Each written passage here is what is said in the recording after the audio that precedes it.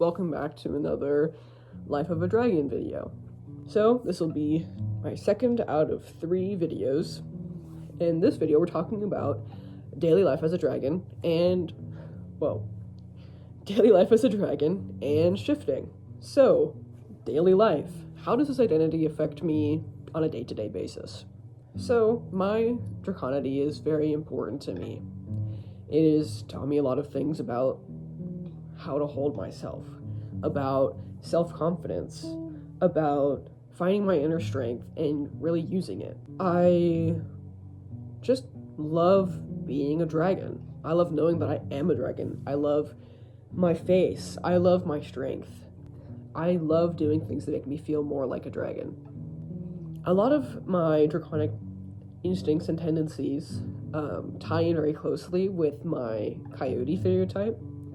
And that's just because they're from the same place. They're very closely related when it comes to behavior and social structure. Because my coyote stereotype is kind of like my main identity, it's my physical identity, so it's how my body is. It's kind of like if a coyote identified as a dragon. Because my dragon type is psychologically based. I would technically be called a Dragonkin, someone who involuntarily identifies as a non-human entity to cope.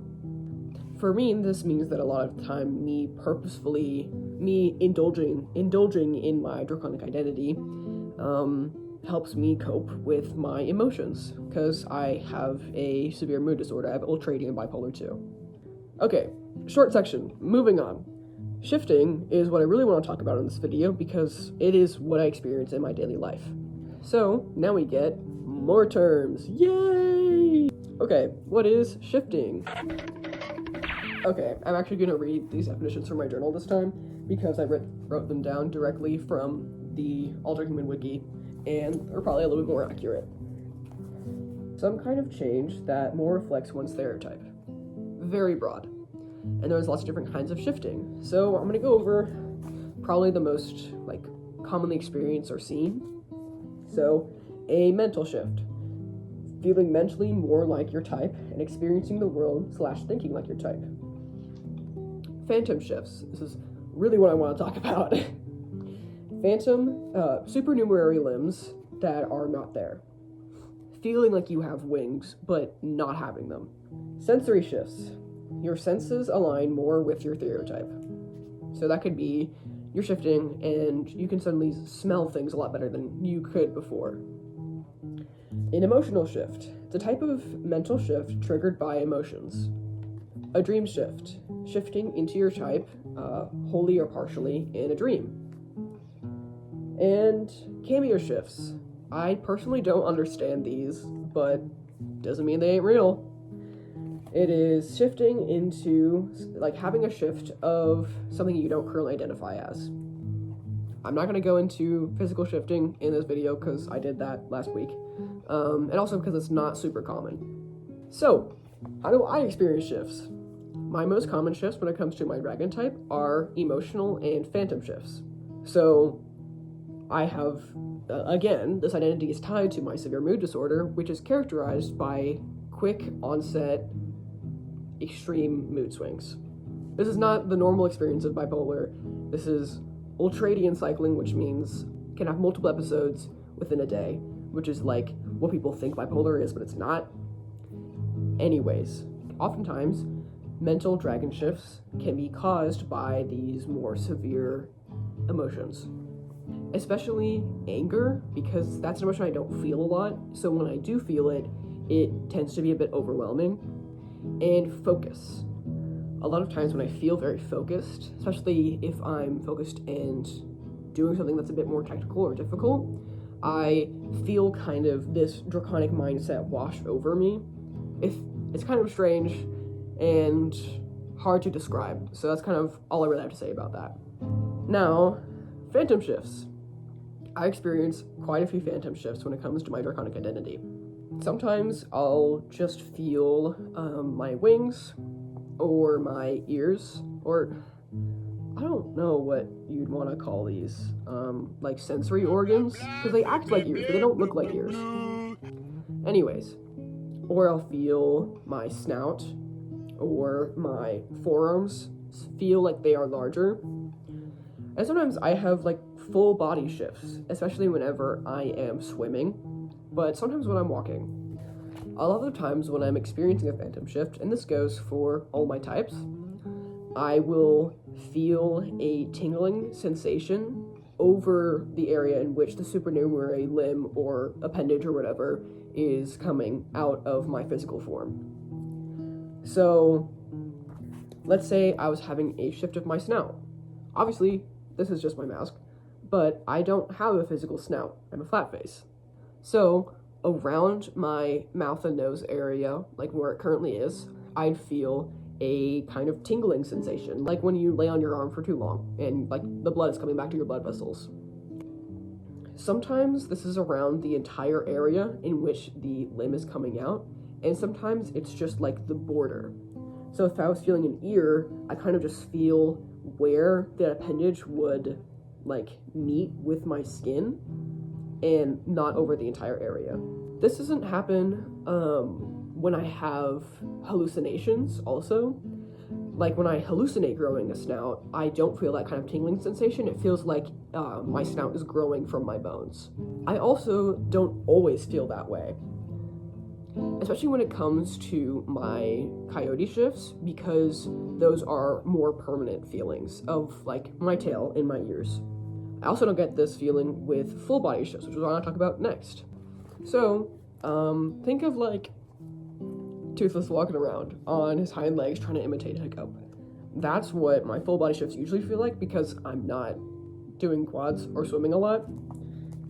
Here's one of my experiences when this happened. Will it focus? Okay, cool. It's so weird, and it's really funny to me how it feels, because then I kind of am walking more awkward because I feel my entire phantom body, and I'm not supposed to walk on two legs.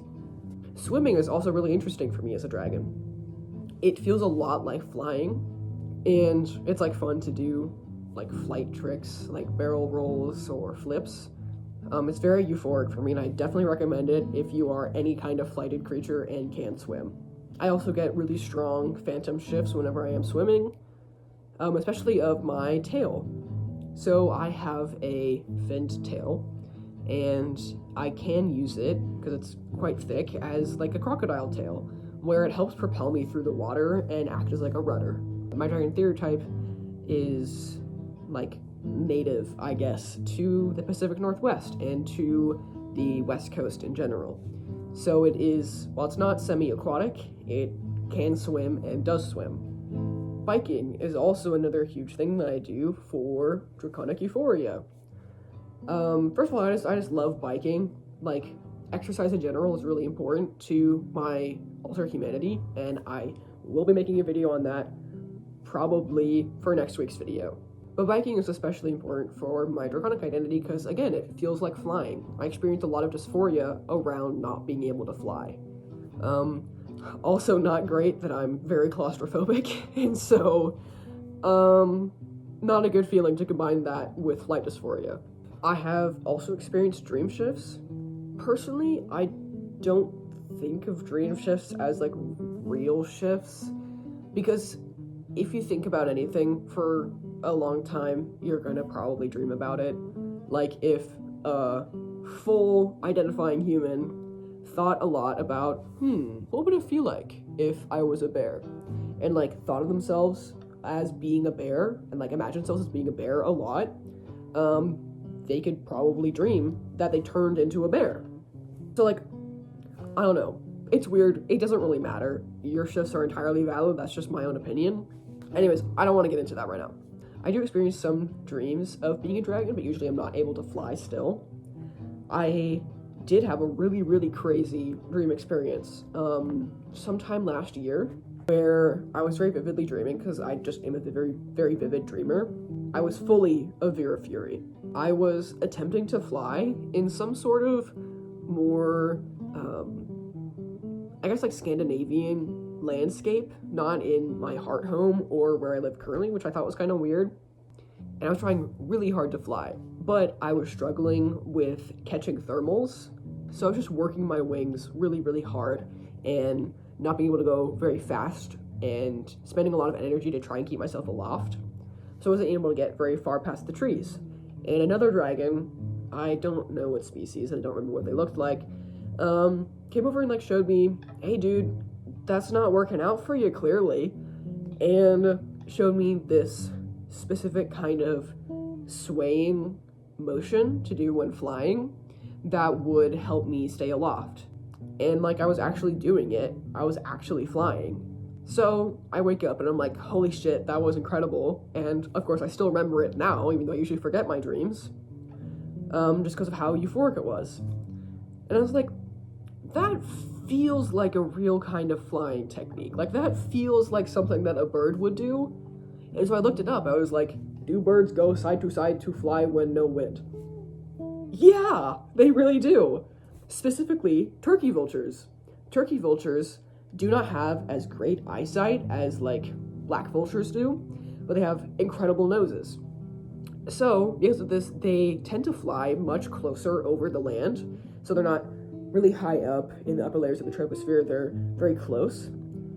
And this area usually doesn't have great winds for them to catch on, and trying to fly without using this method can be really energy expending. It's called contorted soaring, and most birds don't do it, and it's really cool because I know jack shit about birds, except for somewhere in my brain, my dragon instincts know.